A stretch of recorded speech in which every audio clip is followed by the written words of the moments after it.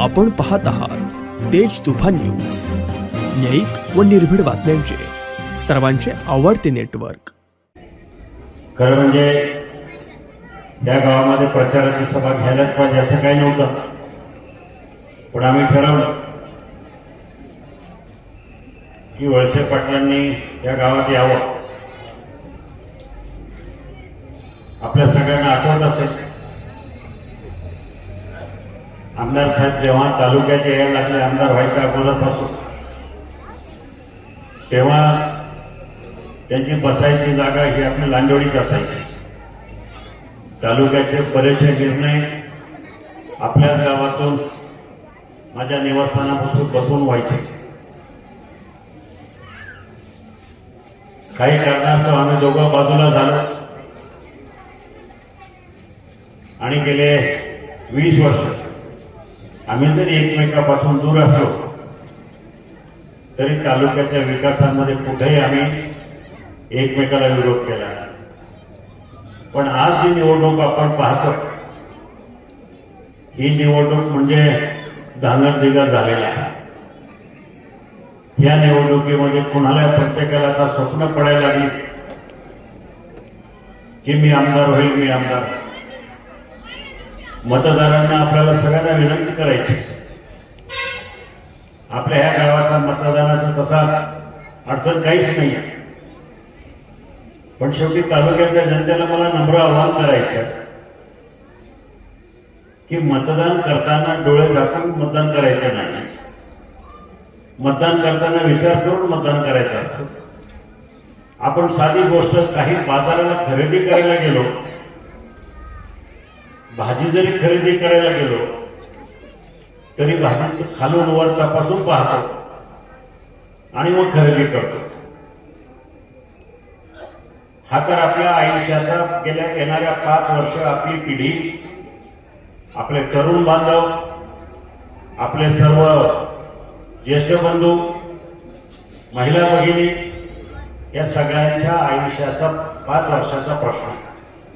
आणि मग आपल्याला विकासाच्या माध्यमातून न्याय कोण देणार हे ठरवणारे निवडणूक।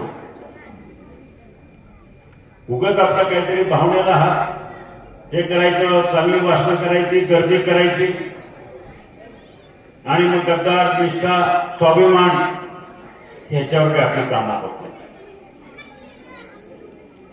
मला आपल्याला आवर्जून सांगावंसं वाटतं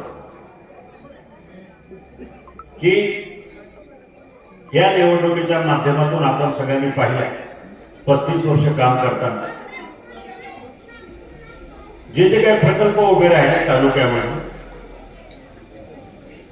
मग इंजिनिअरिंग कॉलेज असेल, साखर कारखाना असेल, साखर कारखान्यात तुम्ही सगळ्यांनी पाहिलं, तुम्ही सगळं साक्षीदार, मी सुद्धा त्याच्यामध्ये सहभाग घेतो। आरोग्य सेवा असतील, मोठे मोठे प्रकल्प असतील, ही सगळं कामं आज आपल्या तालुक्याच्या वैभवामध्ये, विकासाच्या कामामध्ये भर घालणारी काम। आज गेले 10-6 वर्ष, किंबहुना गेले 20 वर्ष तुम्ही सगळे ग्रामस्थ माझ्या पाठीशी उभे राहिले। मला आठवतं, माझी राजकीय सुरुवात ह्याच व्यासपीठावरून, ह्या जागेवरून झाली होती। जेव्हा 2004 साली ठरवलं की मी लोकसभेला उभं राहायचं, पहिला निर्णय मी घेतला की माझ्या ग्रामस्थांची आपण चर्चा करायची। इथंच आपण सगळेजण मोठ्या संख्येने उपस्थित व्हा आणि त्यावेळेला सगळ्यांनी निर्णय एकमुखाने दिला की दादा तुम्ही उभे राहा।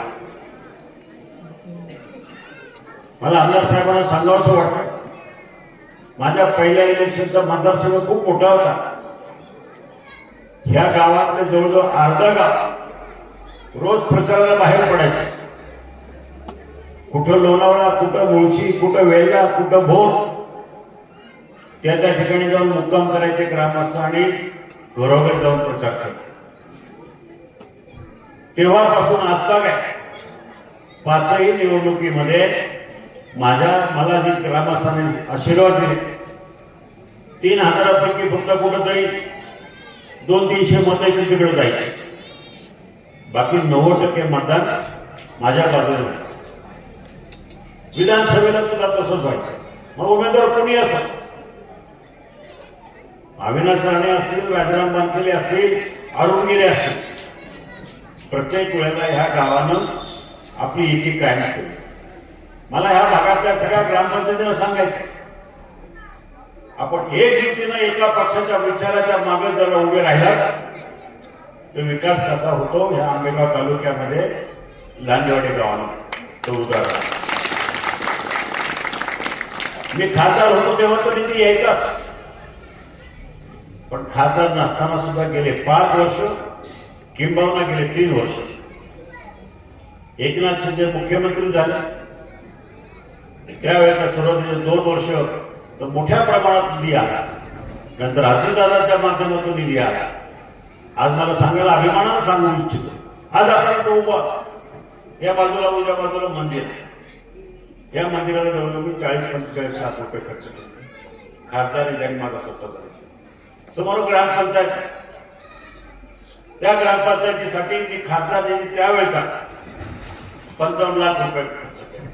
इथं डाव्या बाजू खासदार यांनी त्यावेळेचा 55 लाख रुपये खर्च केले. इथं डाव्या बाजूला आपण महिलांसाठी महिला अस्मिता भवन उभं करतोय. खाली गाळे आहेत, वर अस्मिता भवन, त्याच्यावर अजून एक मजला होता. हे सुद्धा मला एकनाथभाई शिंदे यांच्या माध्यमातून 55 लाख रुपये मिळाले. त्याचं 25-15 म्हणून आता काम पूर्ण असा. पाठीमागचं हे सुद्धा सभागृहाचं स्टेज, हे सुद्धा आपण खासदार निधी आणि इतर निधीच्या माध्यमातून करतो. असं एकही मिळालं, एकही वाढीनं, एकही वस्तू नाही गावची की जिथं मोठ्या प्रमाणात निधी आहे. ग्रामस्थांनी मागायच्या त्याप्रमाणे निधी देण्याचं काम केलं. एकही वस्तू असं ठेवलेली नाही, एकही काम ठेवलेलं नाही. आणि म्हणून त्याचे एकमेव कारण ग्रामस्थ माझ्या पाठीशी एक मुखानं उभे राहिले. आणि म्हणून मला आपल्याला सांगायचं की ही निवडणूक आपल्याला महत्वाची ह्यासाठी आहे. तालुक्याने किंवा मतदारसंघातल्या लोकांनी चुकीचा निर्णय घेतला, चुकीचा माणूस निवडून दिला, पण ह्या वेळेला आपल्याला शुद्धपणाने विचार करायचा. मी तालुक्याचं बोलतो, आपल्या गावाचा विषय. चुकीचा माणूस जर निवडून दिला तर काय परिणाम होतात तालुक्याच्या विकासावर आपण सगळ्यांनी पाहिला. समोरच्या उमेदवाराला मतदान वळसे पाटलांच्या विरोधात जो उमेदवार आहे त्याच्याने आपल्या गावाचा तसाही दूरपर्यंत काही संबंध नाही. ना कधी तो गावात आला, ना कधी गावाचं काम केलं, प्रचाराला आला असं. पण वळसे पाटलांनी त्यांच्या माध्यमातून ह्या वेळेला जवळजवळ 25 कोटी रुपयाचा डीपीडीसीचा निधी त्यांनी अजितदादांना सांगितलं आणि 25 कोटी रुपयाचा निधी द्यायला होता. त्यातले 3-1 कोटी रुपये तर मी ह्या गावात दिले.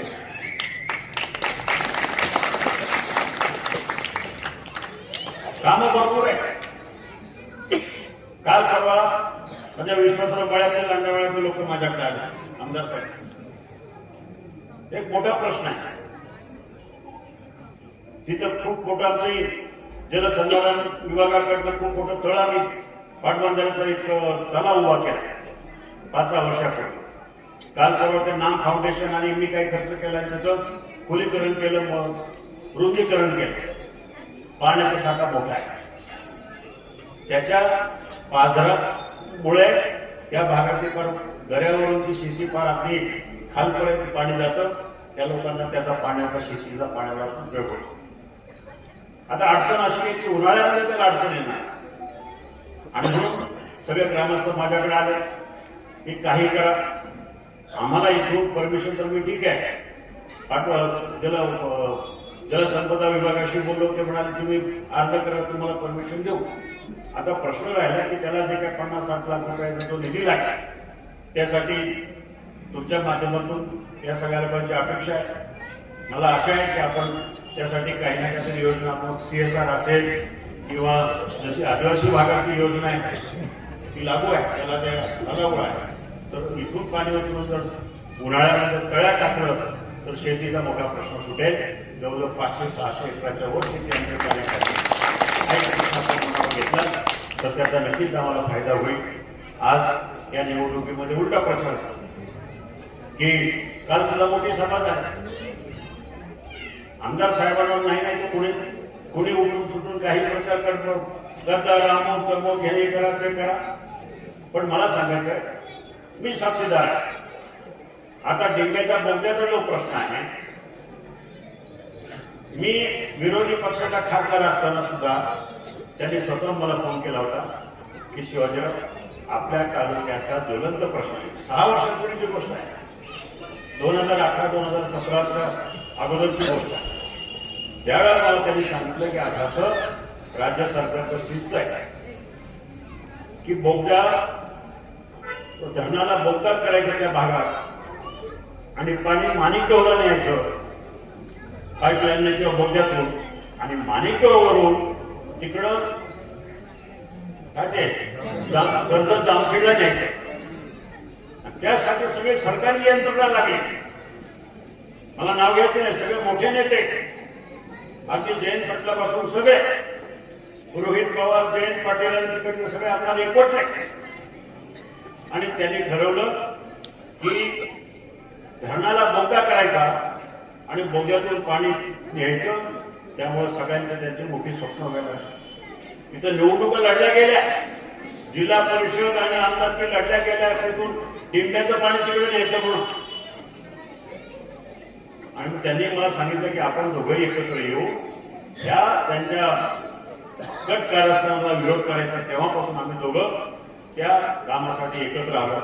आज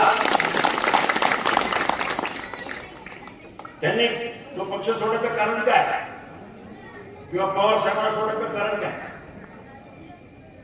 कारण एकमेव होतं की त्यांना हे धरणाचं पाणी, आपलं हक्काचं पाणी, आपल्या जमिनीवरचं पाणी, आपलं धरणाचं पाणी नगरला जाण्यासाठी त्यांनी विरोध केला.